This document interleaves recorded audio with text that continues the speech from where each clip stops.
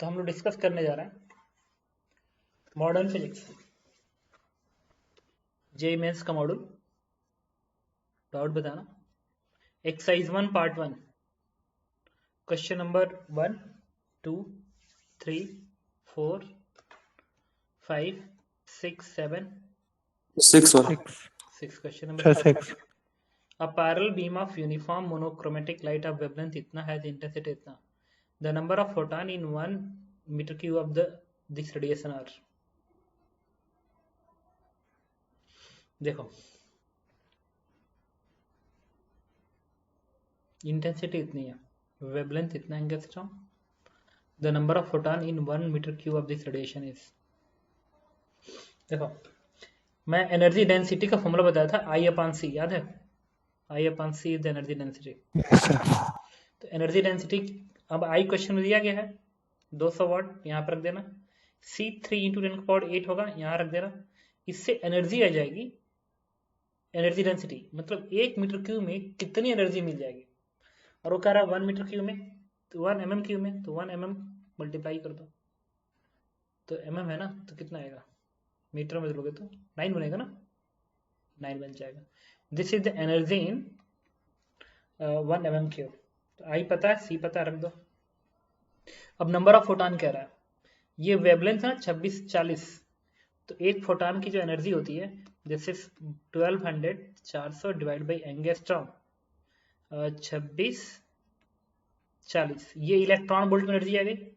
इस एनर्जी को तुम्हें जूल में बदलना पड़ेगा, तो उसके लिए 1.6 10⁻⁻19 मल्टीप्लाई कर दो। ये एक इलेक्ट्रॉन की एनर्जी आ गई। एक इलेक्ट्रॉन की एनर्जी इतनी मिल गई, और इतने mm क्यूब में E के बराबर एनर्जी है। What will be number of photon? तो नंबर ऑफ फोटॉन N बराबर कैपिटल E डिवाइड बाई एक फोटॉन की एनर्जी। आंसर क्वेश्चन नंबर 7 8 9 8 बता दीजिए। 8 में कह रहा है कि when monochromatic point source of light is at a distance इतना from the photoelectric cell, the cut off voltage and saturation current are respectively इतना इतना, the same source is placed at इतना away from photoelectric cell, find the stopping potential and saturation current. देखो stopping potential जो है वो unchanged रहेगा। Reason ये है, the cut off voltage is 0.6, तो स्टॉपिंग पोटेंशियल भी 0.6 ही होगा। ये इसलिए अनचेंज रहा है कि सोर्स को तुम कितना भी दूर रखोगे, ये टारगेट यहाँ पे पड़ा हुआ है, टारगेट सोर्स लाइट जा रही है, लाइट जा रही है। कट ऑफ वेवलेंथ होता है EVS, कट ऑफ वेवलेंथ कर रहा हूँ, कट ऑफ पोटेंशियल EVS बराबर HF माइनस वर्क फंक्शन। तो ये इससे फिक्स है।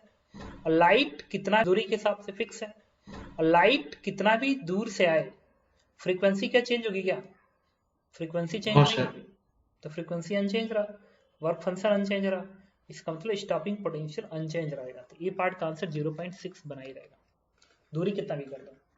अगले पार्ट में कह रहा सैचुरेशन करंट पे क्या असर पड़ेगा। Saturation current, saturation current intensity पे डिपेंड करेगा, क्योंकि जितना इस टारगेट मेटल पे फोटॉन पड़ेंगे, जितना फोटॉन पड़ेंगे उतना ही सैचुरेशन करंट आएगा। ये सही है? यस। अब कितने फोटॉन पड़ेंगे वो यहाँ की इंटेंसिटी पे डिपेंड करेगा, इस टारगेट मेटल पे कितनी इंटेंसिटी है इस पे डिपेंड करेगा। और तुम्हें याद रखो सैचुरेशन करंट वाला क्वेश्चन जब कराया था तो उसमें इंटेंसिटी I के टर्म में आंसर आया था। तो I जो है वो डिस्टेंस पे डिपेंड करेगा, इस दूरी पे डिपेंड करेगा। इस पॉइंट सोर्स के लिए I जो होता है it is proportional to 1/r²। Intensity 1/r² के प्रोपोर्शनल है। तो इंटेंसिटी जितना कम होगा सैचुरेशन करंट उतना ही कम हो जाएगा। तो डिस्टेंस कितना हो गया, 0.2 पहले था, अब 0.6 दूरी हो गई, तो 3 टाइम्स डिस्टेंस हो गया। 3 टाइम डिस्टेंस का मतलब जो इंटेंसिटी होनी चाहिए वो 9 टाइम्स घट जानी चाहिए। इंटेंसिटी 9 टाइम्स घटा मतलब सैचुरेशन करंट भी 9 टाइम्स घट जाएगी। 18 का 9 टाइम्स कम, तो आंसर इज 2 मिलिएम्पियर। बात समझ में क्या कह रहा हूँ? Yes sir. 9 10 11 12 13 14 15 16 17 18 19 20 24। कौन सा? 16। क्वेश्चन में 16 में कह रहा है कि small 10 watt source of ultraviolet light of wavelength is held a distance इतना from the metal surface, the radius of an atom and metal is approximate इतना nanometer. Find the average number of photon striking an atom per second. Number of photo electron emitted per unit area per second. Efficiency is इतना. ठीक है, चलो तुम्हें इसका ठीक है, अभी बताता हूँ व्हाइट बोर्ड पे ले जाके इसका. ठीक है, क्वेश्चन नंबर 17, 18, 19, 20, 21, 22, 23, 24, 5, 6, 7, 8, 9, 10, 1, 2, 3, 4, 5, 6, 37, 30 30, 38 38 बताना है. ओके, 38 में भी बताता हूँ तुम्हें. इसके बाद 39, 40, 41, 42, 43, 44, 45, 46 बताऊंगा अभी. 47, 48, 43 सर. 40, 43 कहा था. 43 ये तो मैं तुम्हें बताया था, फिर भी बता दूँ. 45, 46, 47, 48, 49, 50, 51, 52, 53. एक सेकेंड रुको. ओके, 53, 54. पार्ट 2 भी बता दो. 55, 55 पार्ट 2 में बता दो. 1 से लेके 4 तक, 5 से 7, 8 to 10, 11 to 13, 14 to 16, 17 to 18, 19 to 20, 21 to 24, 21. 21 22 से 25, 26 से 28, 29 से 30, 31 से 33, 34 से 37, 38 से 40, 34. 34, 38 तक, 39, 40, 41, 43 तक, 45, 43 45, 47, 50, 53, 57, 60, 63 तक, 66, Sir 56. Sir 63 60, Sir 56. 56. सर 63 कह रहा हूँ. 63 ओके, इसके बाद 68 तक,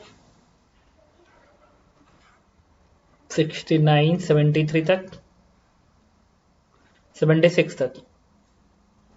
76 बता, अब इतना डिस्कस कर लें पहले.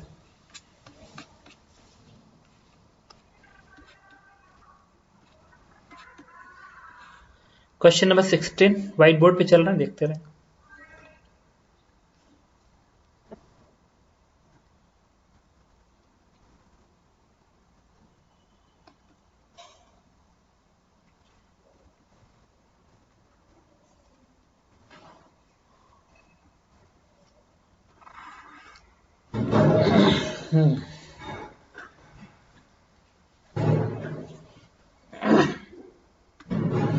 Question number 16.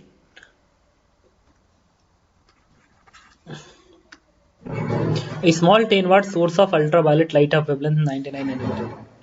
एक सोर्स है 10 वाट का, इसका वेवलेंथ है 99 nanometers. Held distance 0.1 from the metal surface. 0.1 metre की दूरी पे एक मेटल सरफेस पे है. The radius of the atom of metal is approximate 0.0. यहाँ पे एक एटम है, इसका जो रेडियस है ना, this is 0.05 nanometre. Find the average photon striking an atom per second. इस एटम पे कितने फोटॉन पर सेकेंड टकरा रहा है, ठीक है। तो हमें निकालना पड़ेगा पावर। इस पे पावर कितना है, पावर होता है इंटेंसिटी इंटू एरिया। इंटेंसिटी होती है, इस पे जो पावर इंसिडेंट होगी, power incident intensity into area. और इंटेंसिटी होती है पावर, नेट पावर, ये वाला power P naught and divide by 4 pi r square into area A, इसका एरिया। तो देखो क्या लिखेंगे, पी नॉट कितना है 10 वाट, 4 पाई और आर की जगह पे क्या लिखोगे 0.1 मीटर इंटू एरिया इसका परपेंडिकुलर क्रॉस सेक्शन एरिया। तो एक एटम का परपेंडिकुलर क्रॉस सेक्शन एरिया क्या लिखोगे, पाई आर स्क्वायर, पाई और आर की जगह पे 0.05 नैनो है ना, नैनो है तो 0.9 का स्क्वायर, ठीक है। ये इंटेंसिटी आ गई, पावर आ गई जो इस पे टकरा रहा है। ओके, अब हम क्या करते हैं, कैलकुलेशन कर लो, लगभग अप्रोक्सीमेट आइडिया निकालते हैं सॉल्व करने का। देखो ये 0.1 का स्क्वायर ऊपर जाएगा तो 10 का पावर 3 बन जाएगा बाई 4। यहाँ से है ये 2 यहाँ पे मार्क करके 11 बना देगा, ये 25 बनेगा और ये बनेगा 10 टू द पावर 11 था ना, 11 का स्क्वायर इज 22, तो 25/4 इंटू 10 टू द पावर कितना आएगा, -19 आएगा। आ गया, दिस इज द पावर। अब एक फोटॉन की एनर्जी निकालोगे, एक फोटॉन की एनर्जी क्या है 12400 डिवाइड बाई 99 नैनो है, एंगस्ट्रॉम में बदल दो तो 990 एंगस्ट्रॉम देगा, इतना इलेक्ट्रॉन वोल्ट बनेगा। इलेक्ट्रॉन वोल्ट को जूल में बदल दो। अब नंबर ऑफ फोटॉन क्या होंगे, तो पावर कितना इंसिडेंट हो रहा है पर सेकेंड, उसको एक फोटॉन की एनर्जी से डिवाइड कर दो, आंसर आ जाएगा 25/4 into 10⁻19 and this one is divided by this value 1240099 ऊपर जाएगा। अब कैलकुलेशन कर लो, ये इसे कैंसिल आउट, अब कैलकुलेशन कर लो, ये इसे कैंसिल आउट, अब कैलकुलेशन कर लो, ये इसे कैंसिल आउट हो जाएगा। और ये जो जीरो है ना, ये 16 का टर्म से जीरो हटा दो यहाँ से, तो एक जीरो यहाँ बन जाएगा, ये जीरो को कट कर देगा, तो ये बन जाएगा तुम्हारा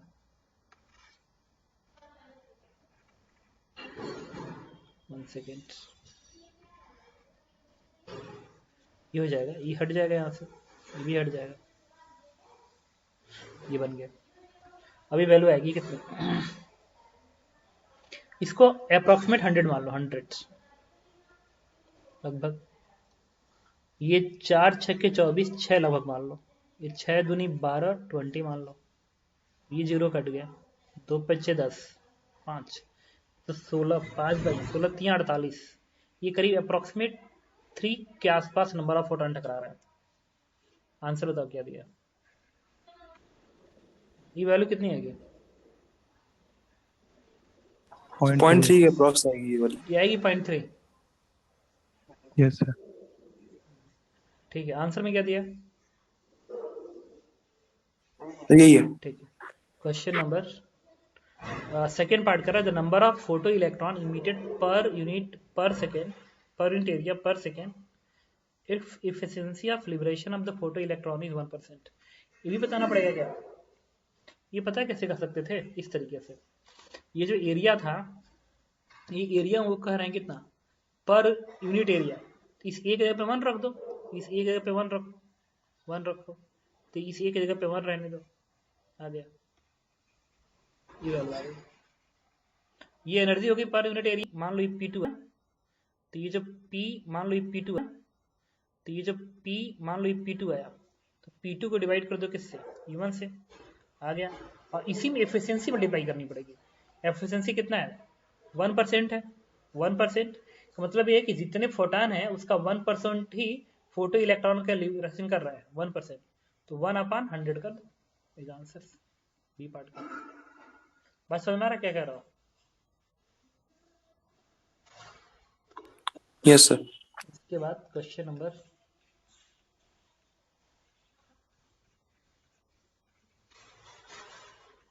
38 में कह रहा है कि positron is a fundamental particle with the same mass as that of electron and with the charge equal to that of electron but opposite sign. When the positron electron collide, they may annihilate each other and the energy corresponding to their mass appear in the two photon of equal energy. Find the wavelength of radiation emitted. ठीक है, इसमें कह रहा है question number 38 में कह रहा है कि पॉजिट्रॉन और इलेक्ट्रॉन, एक पॉजिट्रॉन है और एक इलेक्ट्रॉन आपस में स्ट्राइक करके दो फोटॉन बनाता है। तो ये जो रेडिएशन है इसका वेवलेंथ कितना है पूछ रहा है, वेवलेंथ कितना है। तो क्या करेंगे, देखो की वैल्यू निकालेंगे, की वैल्यू। इसका पूरा मास किसमें कन्वर्ट हुआ, एनर्जी में कन्वर्ट हुआ है, पूरा मास एनर्जी बन गई फोटॉन की। तो ये वाला मास कितना आएगा, m electron into c square, इसका मास m इंटू सी स्क्वायर। इतना एनर्जी का क्या बना, दो फोटॉन बने, तो 2 इंटू एक फोटॉन की एनर्जी E1, तो एक फोटॉन की एनर्जी होगी me इंटू सी स्क्वायर के बराबर आ गई। अब क्वेश्चन में उन्होंने me इंटू सी स्क्वायर की वैल्यू दिया गया है, mass of electron is 0.5 upon c square, 0.5 upon c square, MeV दिया है, MeV into c square, cancel out हो गया। एक फोटॉन की एनर्जी मिल गई इतना, एक फोटॉन की एनर्जी इतनी। अब मुझे पता है कि फोटॉन की एनर्जी से अगर हमें वेवलेंथ निकालना हो तो वेवलेंथ का फॉर्मूला होता है 12400 डिवाइड बाई, देखो ई इधर भेजोगे तो लैम्डा इधर, तो लैम्डा इधर भेज दिया, तो ई की वैल्यू कितनी है 0.5 है, तो उठा के प्लेस कर दिया। दिस इज द 0.5 मेगा है तो 10⁻6, इलेक्ट्रॉन वोल्ट है 1.6 10⁻⁻19, तो आएगा कितना, ये 6, इससे तो -13 बनाएगा, इस 16 बचे 80, तो 0.8 बचाएगा, 0.8 का मतलब 8, और 0.8 का मतलब है कि ये 12 बन जाएगा, -12, ये 3 इससे मिलके 10⁻14 बना देंगे, और ये हो जाएगा 8 दूनी 8 एकम 8, 4 बार 8 बच्चे 40, करीब ये वैल्यू आनी चाहिए 1.5 इंटू 10⁻13 मीटर्स। तो एंगस्ट्रॉम में कितना आएगा 15, और कितना जीरो लगेगा यहाँ पे, 3 जीरो लगेगा ना, 3 जीरो का मतलब 2 जीरो बचा रहेगा, इतना एंगस्ट्रॉम। आंसर क्या दिया, हाँ ये सही करा, मैंने यहाँ गलती कर दिया, ये तो पहले से ही इलेक्ट्रॉन वोल्ट में था। ठीक है, ठीक, बेसिकली ये था कि 12400 and divide by energy in electron volt में ही तो रखना है, तो 0.5 इंटू मेगा बस लिखो, क्योंकि इलेक्ट्रॉन वोल्ट तो टर्म है ही है, तो हो जाएगा ऊपर कितना मल्टीप्लाई होगा, आ जाएगा नहीं, चेक करो कितना आएगा। यहाँ पे डेसिमल लगाने के लिए 2 2 4 10, तो 1.24 इंटू 2 बनेगा 0.5 का, और ये 2 2 4 10⁻10 बनेगा, यानी से 4 दूनी 8, 2 दूनी 4, 2 1 कम 2,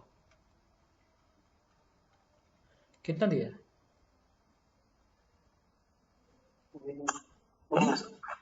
ओके। इसके बाद 38 क्वेश्चन नंबर 43 में कह रहा है कि at what minimum kinetic energy must hydrogen atom move for it in elastic collision with another stationary hydrogen atom so that one of them emit a photon, both atom are supposed to be in ground state prior to the collisions। ठीक है, तो minimum kinetic must stationery, एक hydrogen atom का मास m मान लो, दूसरे का भी मास m मान लो,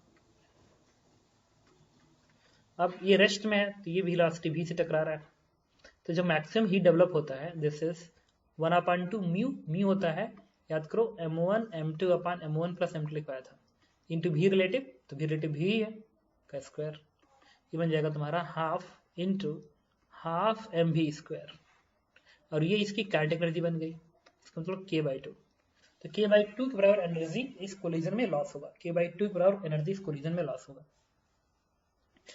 होगा। तो अब कोई भी एटम एक्साइट हो जाए, तो काइनेटिक एनर्जी, इसकी काइनेटिक एनर्जी इस कोलिजन में इतनी काइनेटिक लॉस हो रही है, और इस लॉस को लेके कोई भी एक इलेक्ट्रॉन को एक्साइट होना है, तो उसका एक इलेक्ट्रॉन कितना मिनिमम एनर्जी चाहिए उसको, 10.2 की मिनिमम एनर्जी चाहिए, 10.2 की मिनिमम एनर्जी चाहिए, मतलब जो k/2 होना चाहिए वो हर हाल में किससे ज्यादा होना चाहिए, 10.2 से ज्यादा होना चाहिए. It is greater than equal to 20.4. तो k minimum is what? It is 20.4 electron voltage. Answer. बात समझ आ रहा है क्या कर रहा हूं?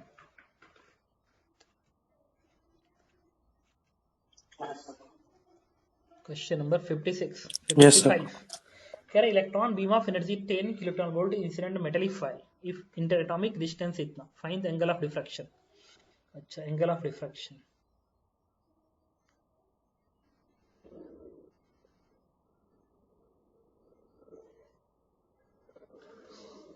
इलेक्ट्रॉन बीम ऑफ एनर्जी इतना is incident on metallic file if interatomic distance is इतना angstrom, find the angle of diffraction. तो देखो ये डिफ्रैक्शन वाला जो क्वेश्चन मैंने किया था ना उसी से रिलेटेड है. याद करो d sin theta is equal to, मैंने एल लैम्डा बोला था, याद आ रहा? डिफ्रैक्शन एटम से फॉर्मूला लिखे थे हम लोग कंस्ट्रक्टिव इंटरफेरेंस का, याद आ रहा है? देखो yes sir. d sin theta equals to L lambda लिख दिया. अब यही डिफ्रैक्शन एंगल है. n की वैल्यू क्वेश्चन में दी, d की वैल्यू क्वेश्चन में दी गई कितनी? d की वैल्यू है 0.5 एंगस्ट्रॉम साइन थीटा, n की जगह पे 1 और लैम्डा की जगह पे क्या लिखना है हमको? लैम्डा की जगह पे वेवलेंथ लिखना पड़ेगा. तो अब वेवलेंथ, फोटॉन का वेवलेंथ लिखना पड़ेगा. तो ये बनेगा तुम्हारा डी ब्रॉगली वेवलेंथ. ये है तो फॉर्मूला होता है डी ब्रॉगली वेवलेंथ का, याद करो. ये इलेक्ट्रॉन है ना, तो इलेक्ट्रॉन का डी ब्रॉगली वेवलेंथ का फॉर्मूला बताया था 150 divide by kinetic energy in electron volts. तो लैम्डा इक्वल्स टू 150 और इलेक्ट्रॉन वोल्ट में एनर्जी लिखना पड़ेगा इसका. ये है 10 किलो इलेक्ट्रॉन वोल्ट, तो 10 किलो इलेक्ट्रॉन वोल्ट हो गया. अब ये एंगस्ट्रॉम में आ गया. This is basically in angstrom. तो ये जो भी वैल्यू आएगी ना उसको उठा के तुम यहाँ रखोगे तो कितना हो जाएगा? अंडर रूट ऑफ एंगस्ट्रॉम में आएगा लेकिन ये वैल्यू, तो 10 का पावर 4 हो जाएगा इंटू 10 पावर माइनस 10 लिख देना. ठीक है, ये इसको कैंसिल आउट कर देगा. अब सॉल्व करो ना, कितना आएगा देखो. ठीक है, जो आएगा सो आएगा, वही आंसर है. पार्ट 2 में आते हैं. पार्ट 2 में क्वेश्चन नंबर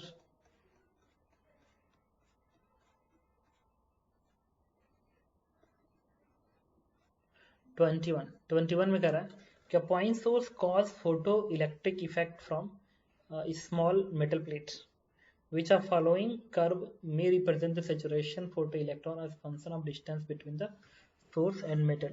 अच्छा, जितना दूर तुम डिस्टेंस रखोगे उतना ही सेचुरेशन करंट कम आएगा. तो टाइम के साथ सेचुरेशन करंट कम होना चाहिए. तो टाइम के साथ सेचुरेशन करंट इसमें भी कम हो रहा है और इसमें भी कम हो रहा है. बट बेटर वर्ड पता है क्या? डी पार्ट होना चाहिए.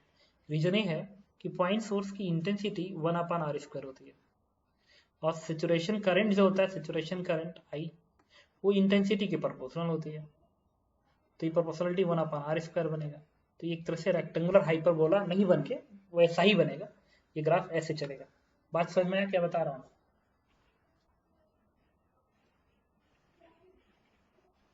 हेलो हेलो, आवाज आ रही है? किसका? टाइम का फंक्शन दिया हुआ है ना नीचे. सर ये टाइम का फंक्शन फर्क है. नहीं पड़ता, बट ये बताओ, कोई बात नहीं. विच ऑफ फॉलोइंग कर्व में रिप्रेजेंट सेचुरेशन फोटो करंट? ऐसा नहीं,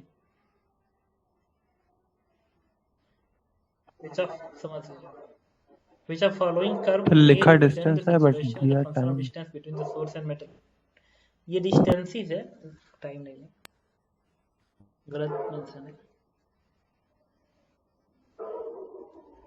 ठीक है, तो आंसर इस डी पार्ट. आंसर वैसे दिया क्या है इसका?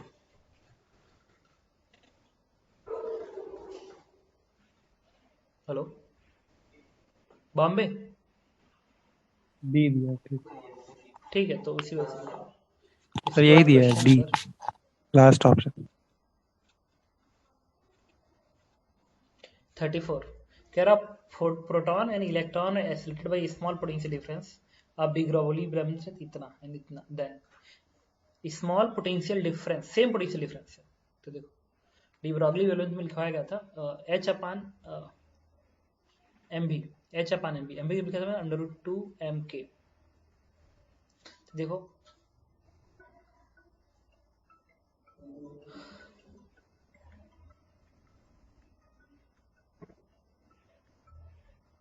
हेलो अब hello.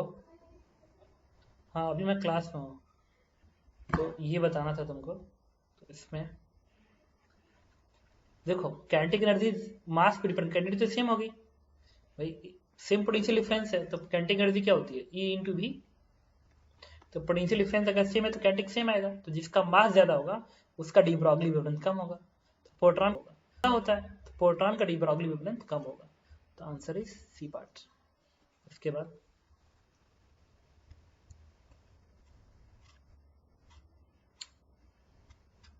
Question number 43, in hypothetical atom if transition is from n बराबर 4 से n बराबर 3 produce visible light, then possible transition to option infrared radiation is।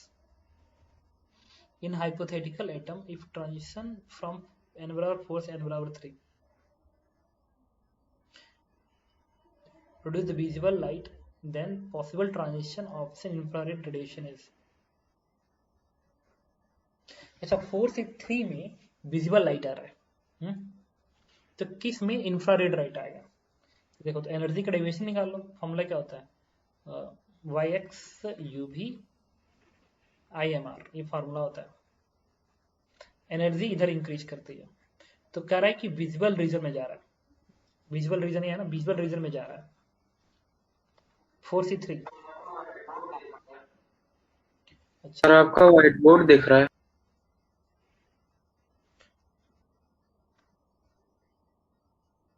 तो कितना क्वेश्चन मैंने बता दिया जिसमें तुमने व्हाइट बोर्ड देख लिया।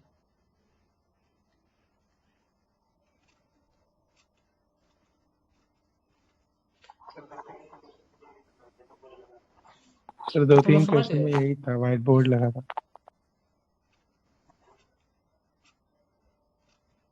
Yes sir. इसमें भी तुम्हारा व्हाइट बोर्ड लगा था 21 वाले में।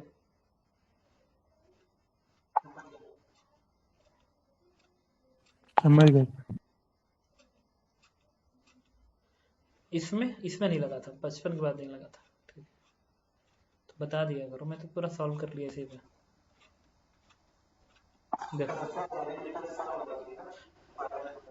सर उसमें हाँ एनर्जी डिफरेंस कम नहीं, होना इसमें चाहिए तो ना बता रहा हूँ ना, ये इंफ्रारेड में, 21 हो फिर गया ना, समझ गया उसके 21 तो। करस्पॉन्डिंग निकाल लें फिर। इसके बाद हम कहाँ थे, यस सर। तो तुम ये भी समझ गए होगे 34 भी।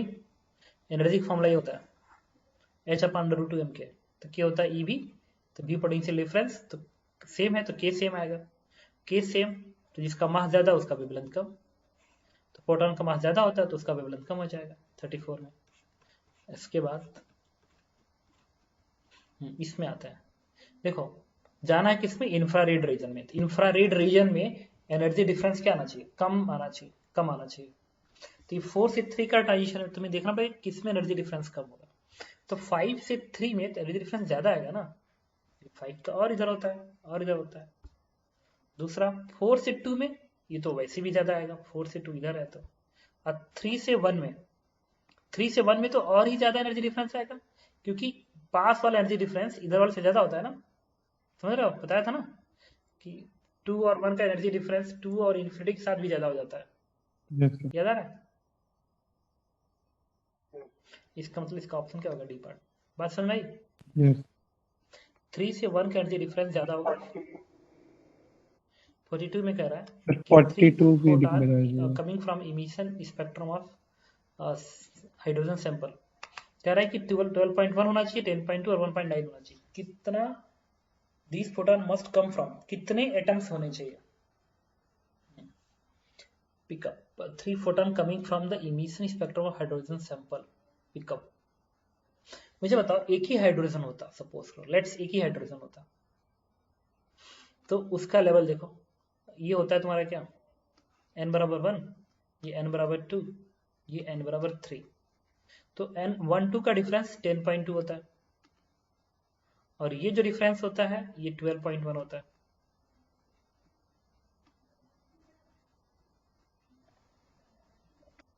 ओके, तो ये तो समझ, तो इसमें करा ना कि अब ये जो डिफरेंस होता है 10.2 का होता है, और 3 और 2 का डिफरेंस 12.1 का होता है, ये 12.1 का होता है, और ये डिफरेंस 1.9 का होता है हाइड्रोजन एटम में।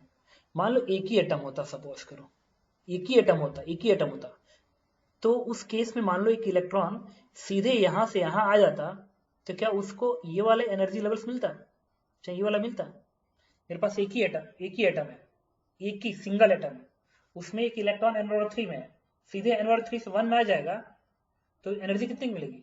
12.1 की मिलेगी। 10.2 का अलग फोटॉन मिलेगा, 1.9 का अलग फोटॉन मिलेगा? बताओ, नहीं मिलेगा। एक एटम अगर हो तो अगर एक मिल गया 12.1 का, लेट्स एक एटम चाहिए जो 12.1 का दे। अब एक एटम और चाहिए, एक एटम और चाहिए जिसमें यहां से यहां पे आए, ट्रांजिशन 1.9 अलग दे दे, और उसके बाद फिर 2 में थोड़ा रुके और फिर 1 में आ जाए, तो 10.2 और दे दे। तो अगर हमारे पास दो एटम हो तो क्या ये तीनों ट्रांजिशन मिल जाएंगे? दो एटम हो तो मिल जाएंगे। एक एटम से 12.1 मिल जाए और दूसरे एटम से 1.9 और 10.2 मिल हो गया। तो दो एटम हो ही सकता है, क्या तीन एटम हो सकता है? ऑफ कोर्स यार, दो एटम हो सकता है, तीन पे क्यों नहीं सकता? दो पे कर लो और एक से और क्या करो, 3 energies are option, these photon must come from their energies are इतना इतना इतना। तीन हो सकता है, पता है तीन कौन सा? एक 12.1 मिले, एक में 1.9 आए और फिर 10.2 आए, और दूसरे में भी मान लो 12.1 आ गए। तो डिफरेंट एनर्जी के, मतलब तीन अगर तीन फोटॉन, मतलब तीन अगर एटम होगा तो इसमें कितने मिलेंगे? इसमें ये तीनों ट्रांजिशन मिल तो जाएंगे, बट इससे ज्यादा ही मिलेंगे, लेकिन उनकी एनर्जी इससे अलग हो ये जरूरी नहीं है, सेम कभी एनर्जी के मिल सकते हैं।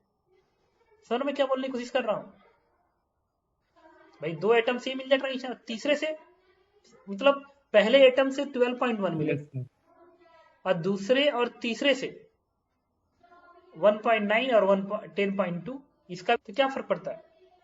दो दो मिल जाए तो क्या फर्क पड़ता है? डिफरेंट एनर्जी का फोटॉन तो तीन ही है ना, नंबर ऑफ फोटॉन इज 2 2 4 1 5, 5 हो गए, लेकिन डिफरेंट एनर्जी के फोटॉन तो तीन ही है, 12.1 और 10.2 और 1.9। कुछ समझ लो क्या बोल रहा हूं? तो आंसर डी पार्ट चलना चाहिए, इधर 2 या 3। 2 मिनिमम होना चाहिए, 3 पे हो तो चलेगा, कोई बात नहीं, या तीसरे से मिलवे ना करें, क्या फर्क पड़ता है? एक्साइटेड ना हो? कुछ बात समझ में आ रहा है? इसके बाद yes sir 56, in sample of hydrogen like atom, all of which are in ground state, a photon beam containing photon of the various energies passed. In absorption spectrum, 5 dark lines are absorbed. The number of bright lines in the emission spectrum is 5 dark line observed in sample of hydrogen like atoms, all of which are in सब ground state में थे. A photon beam containing photon of various energy passed. Absorption spectrum, 5 dark lines are absorbed. 5 dark lines, 5 dark lines। इसका मतलब क्या है कि अगर मैं ऐसे लेवल सिखा दूं, 1 2 3 4 और एक और एक 5, ठीक है, तो n बराबर 1 है, ये n बराबर 5 है, तीन में, फिर उसके बाद एक्साइट होके इसमें जाए, फिर एक्साइट होके इसमें जाए, फिर उसके बाद एक्साइट होके इसमें जाए, फिर एक्साइट होके इसमें जाए, फिर एक्साइट होके इसमें जाए, ये 5 लाइन हो गया। लेकिन इसका क्या मतलब? Various energies passed in absorption spectrum 5 dark line. Dark line का मतलब होता है कितने एनर्जी एब्जॉर्ब हो गया, डार्क का मतलब खत्म हो गई हो, वो एनर्जी ही नहीं है।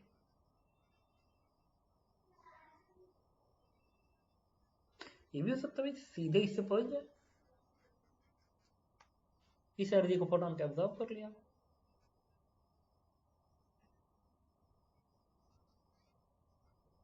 Assuming that all transition take place, 5 dark lines are absorbed.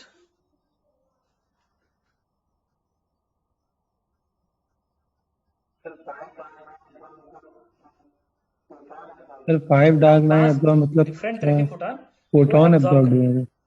Hydrogen का जो एटम्स है वो 5 एब्जॉर्ब कर लिया, एनर्जी को एब्जॉर्ब कर लिया, फिर वो वो ऑब्जर्व्ड है एक्साइट ना। होकर लोअर लेवल पे आएंगे।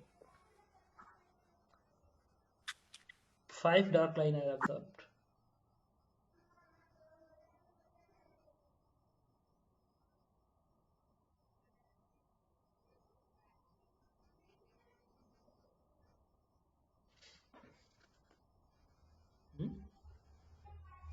अगर मान लो हाई लेवल 5 होता, हाई लेवल 5 होता, तो 5 से 1 में आने के जो इमिशन स्पेक्ट्रम लाइन बनेंगे, 5 से 1 में आने के number of lines that is 5 से 2, तो हो जाएगी 10 के बराबर।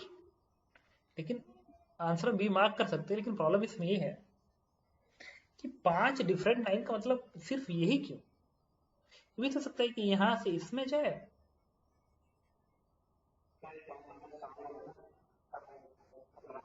फिर 10 - 5 होगा ना, 5 तो ब्राइट 5 ही तो बची। अरे कौन सी ब्राइट बची?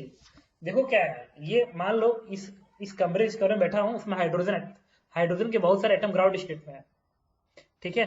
बाहर से तुमने लेजर लाइट इस कमरे में डाल दिया, तो उस लेजर लाइट में 5 फोटान को, लेजर लाइट के 5 फोटान को ये हाइड्रोजन एटम्स खा गया मतलब खा गया मतलब वो डार्क हो गया।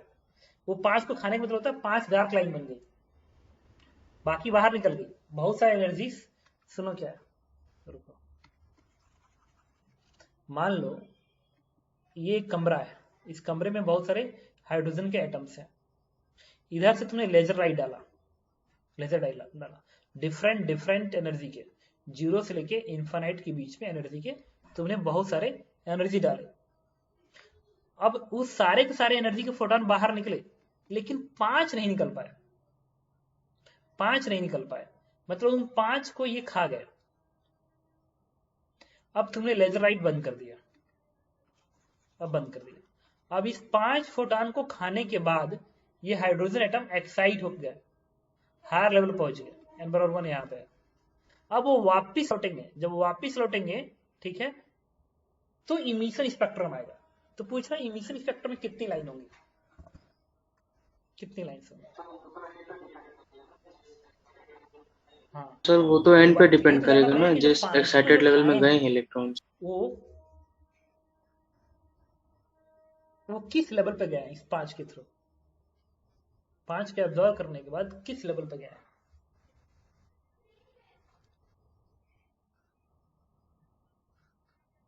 हम्म,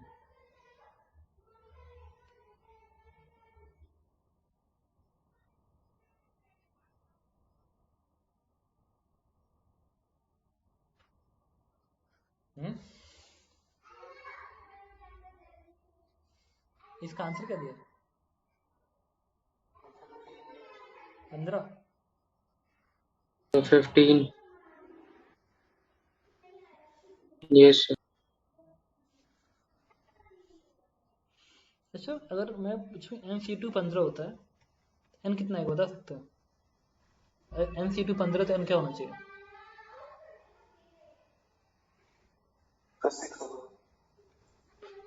6 इंटू 5, 6 6 होगा। होगा, मतलब इनको 6 लेवल पे जाना पड़ेगा।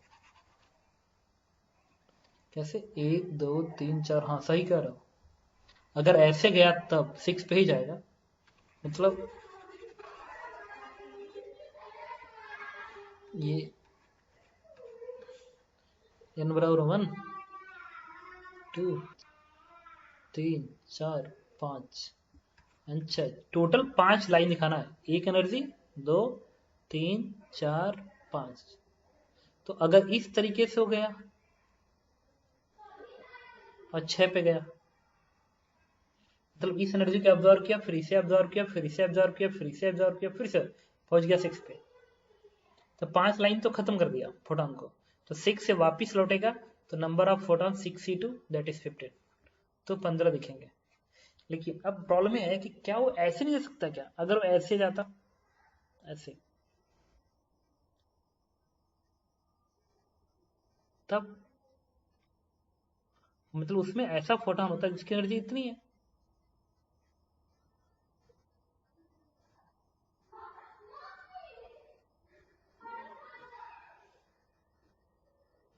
ऑल ट्रांजिशन टेक प्लेस,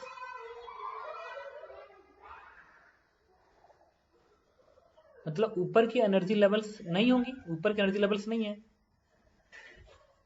अगर ऐसे गया तो, और फिर इस तरीके से गया तब, इसको खा चुका और ये वाला एनर्जी लेवल्स बस उसमें और हो, ये भी खा जाए, ये भी खा जाए, तो बहुत ज्यादा हो सकता है, फिर ये नहीं खाया उसने।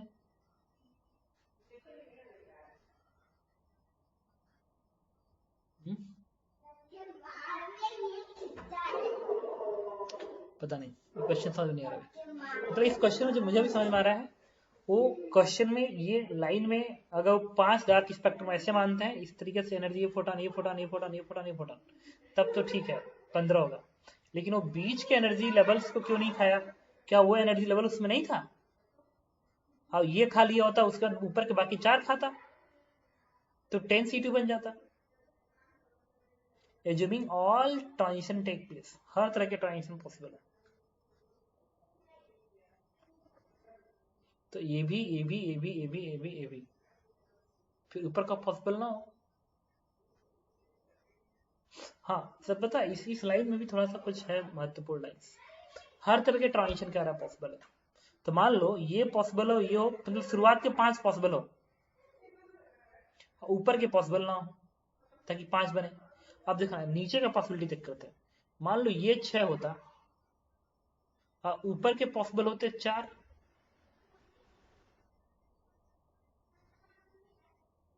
तो क्या नीचे के ट्रांजिशन मैं कहूंगी पॉसिबल है? पता नहीं, कंफ्यूज हूँ, छोड़ो इसका भी। Question number 63, X-rays falling on a metal exert a force on it, of course, transfer energy to it, हाँ, transfer energy to it, हाँ, इम्पल्स, सारे आंसर सही हैं इसके। एक्सरेज फोटान होता है, फोटान जब भी टकराएगा तो एनर्जी भी देगा, मोमेंटम फोर्स, मोमेंटम नहीं होता क्या, एच अपन लैम्डा के बराबर मोमेंटम आता है, मोमेंटम भी देगा। मोमेंटम दे रहा तो इम्पल्स दे रहा, इम्पल्स दे रहा तो फोर्स दे रहा। तो 63 के सारे आंसर होने चाहिए, 63 के सारे आंसर होने चाहिए। 66, an atom 2 electron move around the nucleus in circular orbit of radius इतना इतना, the ratio of the time taken by them to complete revolution। तो देखो in atom 2 electron move around the nucleus in a circular orbit of radius r and 4r, time period. अच्छा time period का formula होता है, नहीं ये तो पूछे नहीं देता। इसके बाद question number 76, in X-ray tube when the oscillating voltage B is double, the difference between the wavelength of K alpha line and minimum cutoff wavelength in X spectrum is, ठीक है,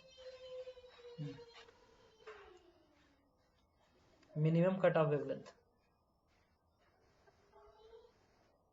The X-ray tube when the oscillating voltage B is double, difference between wavelength K lambda line and minimum, तो X-rays के graph बना लो ऐसे, ये ऐसे होता है, ये के अल्फा का वेवलेंथ है, के अल्फा का वेवलेंथ है अल्फा का, और ये कट ऑफ वेवलेंथ, मतलब लैम्डा सी यू लिख लो, लैम्डा 1 लिख लो, lambda 1 cut off wavelength lambda 1।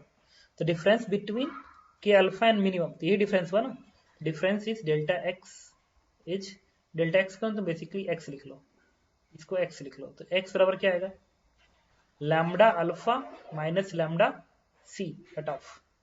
अब तुमने क्या किया कि एक्सेलरेटिंग वोल्टेज को डबल कर दिया, अगर accelerating voltage cut off wavelength क्या हो जाएगा, और कम आ जाएगा, कट ऑफ वेवलेंथ क्या हो जाएगा, और कम आ जाएगा, और कम आ जाएगा, और कितना हो जाएगा, लैम्डा सी का हाफ हो जाएगा cut off wavelength.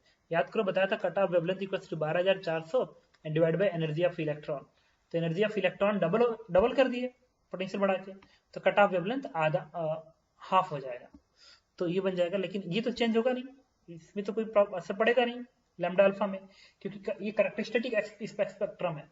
Characteristic spectrum सिर्फ टारगेट मेटल के एटॉमिक नंबर के प्रॉपर्टीज हैं, वो एक्सेलरेटिंग वोल्टेज के प्रॉपर्टीज नहीं होते हैं। तो लैम्डा सी चेंज होगा, लैम्डा अल्फा पे कोई असर नहीं पड़ेगा, बट ये पहले से आधा हो जाएगा। अब कह रहे हैं कि बताइए जो डिफरेंस है, ये जो y है इसके बीच का डिफरेंस y और x में क्या रिलेशन होगा। तो हम लोग क्या करेंगे, यहाँ से सब्ट्रैक्ट कर दो दोनों को, इक्वेशंस को आपस में सब्ट्रैक्ट कर दो तो बन जाएगा प्लस, अभी बन जाएगा क्या, x minus y is equal to, इसको जब इसमें ऐड करोगे तो माइनस लैम्डा सी बाई 2 बन जाएगा, तो y की वैल्यू बनेगी x plus lambda c by 2, ये बन गया।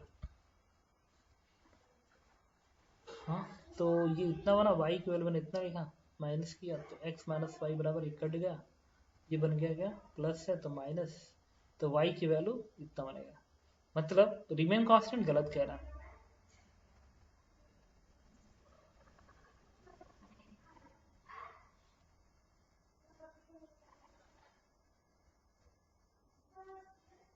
क्या होगा जी? मुझे x और y में रिलेशन चाहिए।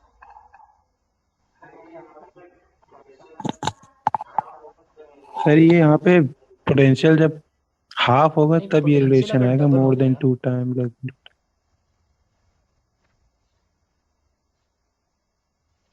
तो कट ऑफ वेवलेंथ आधा आ जाएगा, ये बन गया। अच्छा ओके, मैंने गलती किया, बताता हूँ। सब्ट्रैक्शन ऐसे नहीं करना था। लैम्डा सी जो है उसके हेल्प से नहीं लिखना था। Lambda alpha is the constant quantity, lambda alpha constant है, तो 2 से मल्टीप्लाई, ये जो लैम्डा सी है ना, ये जो 82 है ना, इस 2 को इधर मल्टीप्लाई कर दो, आपस में सबको मल्टीप्लाई कर दो, तो ये बन जाएगा तुम्हारा कितना, ये हो जाएगा लैम्डा सी, 2 यहाँ पाएगा, 2 यहाँ पाएगा। अब इसको सब्ट्रैक्ट कर दो आपस में, ये माइनस ये प्लस, ये कैंसिल आउट हो जाएगा। इससे बनेगा x माइनस 2y बराबर माइनस लैम्डा अल्फा, ये बनेगा। लैम्डा सी वेरिएबल था, वो तो डिपेंड कर रहा था वोल्टेज पे। ये lambda alpha is a constant quantity, subtract कर दिया, तो इससे y की वैल्यू आएगी, इसको इधर भेज दो।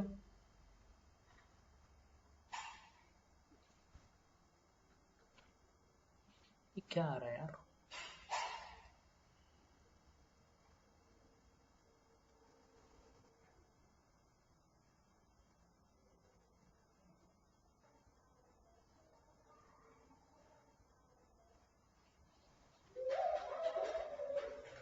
कहाँ गलत हो रहा है? x माइनस 2y बराबर, ये कैंसिल आउट हो गया,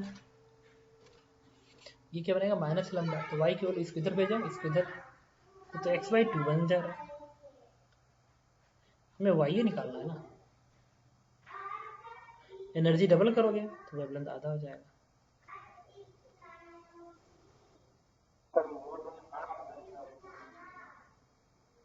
सर मोर देन हाफ होना चाहिए ऑप्शन में। 2 टाइम्स अगर नहीं होना चाहिए, और सर 2 तब होगा जब लैम्डा पोटेंशियल 2 हाफ है, होगा, तब होगा। मतलब y जो होना चाहिए वो हाफ से थोड़ा सा ज्यादा होना चाहिए, क्यों?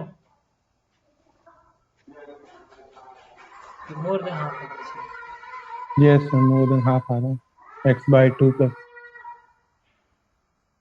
ये लैम्डा अल्फा कांस्टेंट क्वांटिटी है, लेकिन इसकी वैल्यू कितनी भी तो नहीं पता है।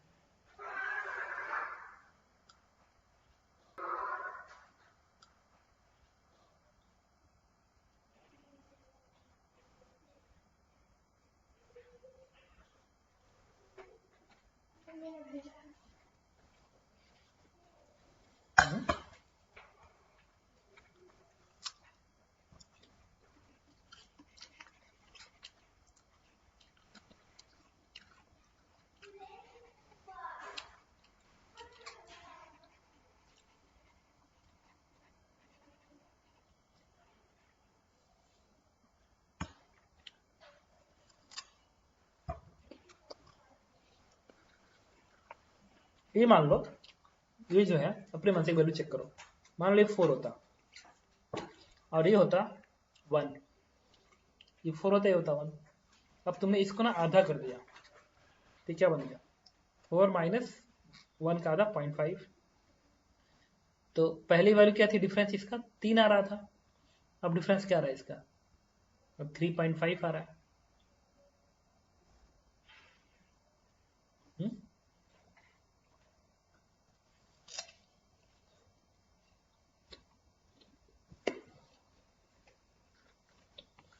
ये 4 है, ये 1, 3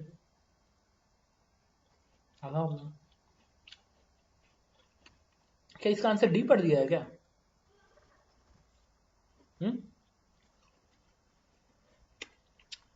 क्या दिया? गलत कह रहा है, ये सर हाफ होना सेकंड चाहिए, मोर देन हाफ, ये गलत है। इसके बाद यस सर। एक्सरसाइज 2 में बता दो। क्लियर नहीं किया मॉड्यूल की नहीं है सर, आर्काइव की है सर, 24 में बता कह रहा है कि दीजिए sir. source of 24 power is produced इतना photon per second. The radiation belong to the part of spectrum. तो तुम्हें ये जानना पड़ेगा कि इतना फोटोन पर सेकंड है पावर, तो इसका वेवलेंथ कितना है ये तुम्हें समझ, इसकी एनर्जी कितनी है तुम्हें जानना है। एक फोटोन की एनर्जी निकालनी पड़ेगी, एक फोटोन की एनर्जी ऐसा 10 किलो वाट है, प्रोड्यूस इतना फोटोन पर सेकंड, मतलब एक फोटोन की एनर्जी पता कितनी रही होगी, एक फोटोन की एनर्जी रही होगी 4 किलो एंड डिवाइड बाई 10 का पावर 20, इतना जूल एनर्जी रही होगी एक फोटोन की। एक फोटोन की एनर्जी इतनी जूल होगी, ये समझ रहे हो? हेलो, इसको इलेक्ट्रॉन वोल्ट में बदलना है। इलेक्ट्रॉन वोल्ट के लिए इसको 1.6 इंटू 10⁻19 से डिवाइड कर दो, तो इतना इलेक्ट्रॉन वोल्ट एनर्जी आ जाएगी। अब देखो कितनी आएगी, ये इसको कट करेगा तो एक 16 बचा देगा, 4 चौक को 16, ये 1000 डिवाइड बाई 4 है, ये कितनी आएगी बताओ? 250 इलेक्ट्रॉन वोल्ट, 250 ठीक है। ये करीब 0.25 किलो इलेक्ट्रॉन वोल्ट है। अच्छा, किलो में पता है किसकी एनर्जी होती है? एक्सरेज की एनर्जी होती है। एक्सरेज की एनर्जी का ऑर्डर तो याद कर, तुम बताया गया था 0.1 एंगस्ट्रॉम से, नहीं गलत हो रहा है, वो तो एंगस्ट्रॉम की एनर्जी, उसकी कितनी एनर्जी होती है एक्सरेज की? एंगस्ट्रॉम होती है, सर। तो वो 10,000 पॉइंट किलो 1 वोल्ट में से चलती 1 है। एंगस्ट्रॉम तो वेवलेंथ होता है। 12,400 एंड डिवाइड बाई हाँ 1 रखोगे तो इतना इलेक्ट्रॉन वोल्ट बन गया। 1 to कितना वोल्ट हो? 12.4 किलो 12.4 वोल्ट किलो होगा, वोल्ट होगा सर। Kilo volt. तो ये तो कम है, एक्सरे से कम की 12.4 एनर्जी है ये, हाँ जो भी है, बट 12.4 एक्सरे से किलो कम होगी। तो क्या लिखते हो? वाई एक्स यू भी आई एम आर। तो एक्सरे से कम की एनर्जी किसकी है? विजुअल रीजन है, नहीं अल्ट्रावायलेट और विजुअल है। अच्छा, विजुअल रीजन की जो एनर्जी होती है ना, विजुअल यू रीजन का जो वेवलेंथ होता है वो करीब 6000 एंगस्ट्रॉम होता है, याद आ रहा है? 6000 एंगस्ट्रॉम, अरे 6000 से, हाँ विजुअल की वेवलेंथ, विजिबल का तो 3, सर 3 to 7 नैनोमीटर होता है, 300 to 700 नैनोमीटर। हाँ तो सर 12,400 से 3000 to डिवाइड कर दो 7000 3 से, 6000 एंगस्ट्रॉम। हाँ एंगस्ट्रॉम ठीक। से लगभग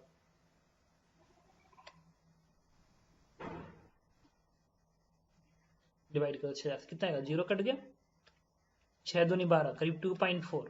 मतलब ये विजुअल से भी पता है क्या आ रही है, इसकी एनर्जी विजुअल से भी कम है, 0.25 चल रहा है। तो विजुअल से कम कौन हो सकता है? देखो वाई एक्स यू भी आई एम आर होता है, तो ये बताओ विजुअल हो नहीं सकता, इंफ्रारेड इसमें दिया नहीं है, माइक्रोवेव दिख रहा है, रेडियो दिया नहीं। क्या? हाँ सर उससे ज्यादा लैम्डा वाला होना चाहिए ना। माइक्रोवेव है।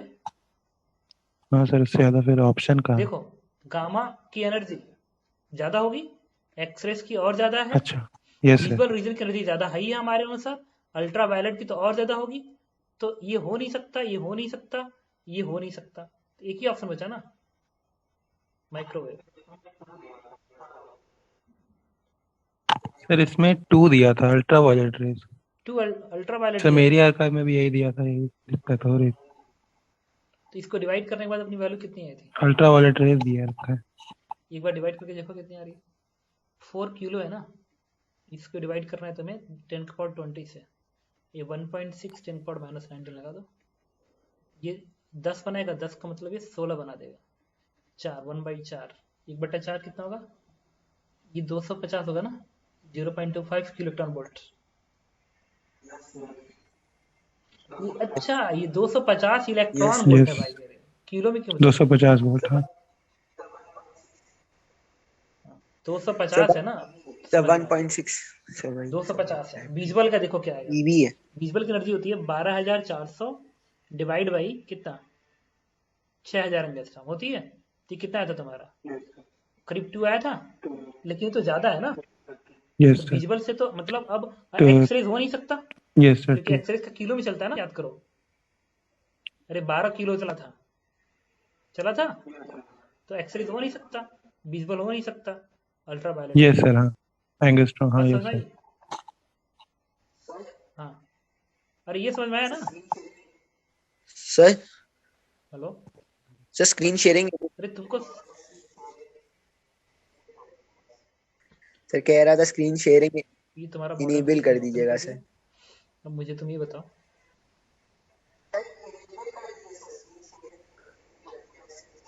सर इनेबल कर दीजिए सर, स्क्रीन शेयरिंग इनेबल कर दीजिए। मैं स्क्रीन शेयर करूंगा ना सर, तो आप इनेबल क्वेश्चन कर नंबर दीजिए स्क्रीन शेयरिंग। 27, 28, 29, 30, यही है ना? देखो, दिख रहा है रिसिप्ट?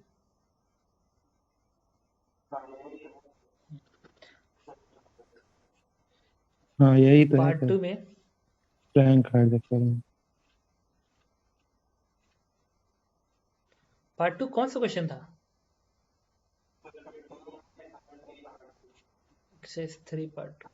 सर 15 है, एक्सरसाइज 3 पार्ट 2 आगे। Part 2 question number 15। For soft X rays, अच्छा इतना, the percentage of X rays will passing to aluminium sheet thickness इतना विल बी। अच्छा, एक इंपॉर्टेंट फॉर्मूला होता है, मैं बता दे रहा हूँ इसको, तुम याद। इंटेंसिटी अगर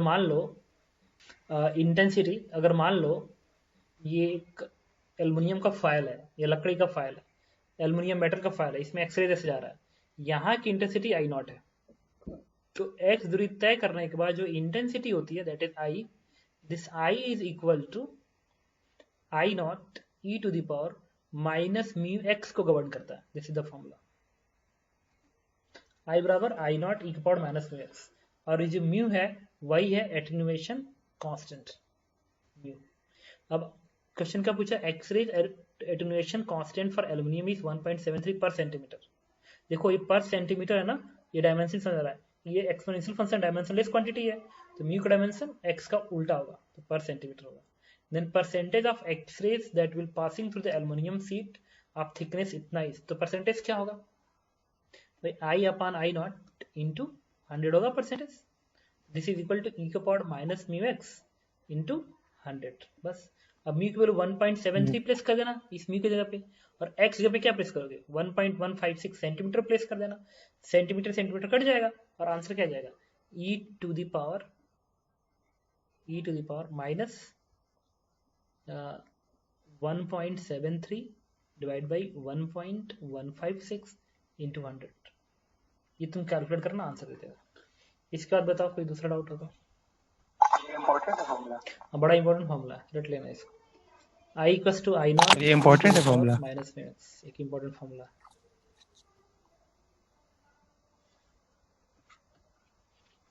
इसके बाद 20 तक, 22 तक, 23 कर the light of frequency eta sir is 23 incident photon, the work function of device will be।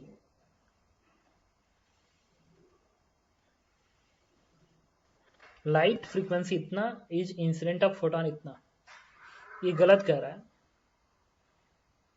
ये वर्क फोटोन नहीं, वर्क फंक्शन है। नहीं, लाइट ऑफ फ्रीक्वेंसी इतना इज इंसिडेंट ऑफ फोटोन इतना, the work function of devices. क्या बोल रहा है?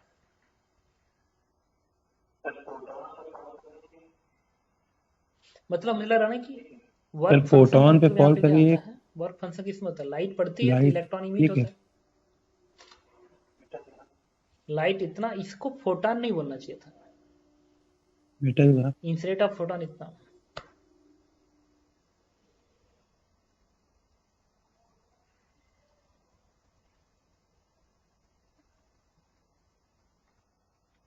ये बकवास था। क्वेश्चन नंबर किसका?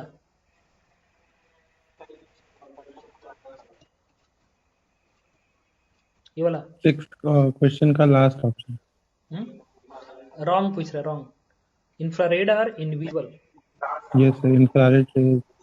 फोर्स ना, लास्ट ऑप्शन ये। यही तो बता रहा हूँ। यस सर, 6 का लास्ट ऑप्शन। दिख रहा है? Infrared are invisible but can cast shadow light visible, yes sir. Can cast shadow like visible light rays. Invisible होता है तो सही बात, इनविजिबल होता है, बट कैन सर कास्ट ये शैडो स्टेटमेंट लाइक ट्रू है विजुअल लाइट ठीक रेज। है अच्छा, जिस तरीके से विजुअल लाइट शैडो देता है वैसे ये भी शैडो देगा, तो ये तो ट्रू स्टेटमेंट है, इसको मार्क नहीं करना चाहिए भाई। शैडो इस जैसे कि एक्सरेज नहीं होता, तुम जब खड़े होते हो तो ये शैडो कैसे एक्सरे देगा कराने के लिए, तो एक्सरे लाइट आती है, बट जो फोटो प्लेट है उसके ऊपर तुम्हारे बोन का शैडो बन जाता है ना। एक्सरेज भी तो नहीं दिखती है, बट शैडो तो बना देती है, समझ रहे हो? तो उसी तरीके से ये भी है कि कोई चीज अगर इंफ्रारेड आएगी इधर से, यस तो सर किसी ठीक प्लेट पे पड़ेगी, ठीक है, तो उसका शैडो किसी वो फोटो टाइप प्लेट होगा उस पे होगी, उस पे बन जाएगी, समझ रहे हो? वो उस तरह का शैडो नहीं है जो हम विजुअल लाइट रेज पे देखते हैं। और बता। Yes sir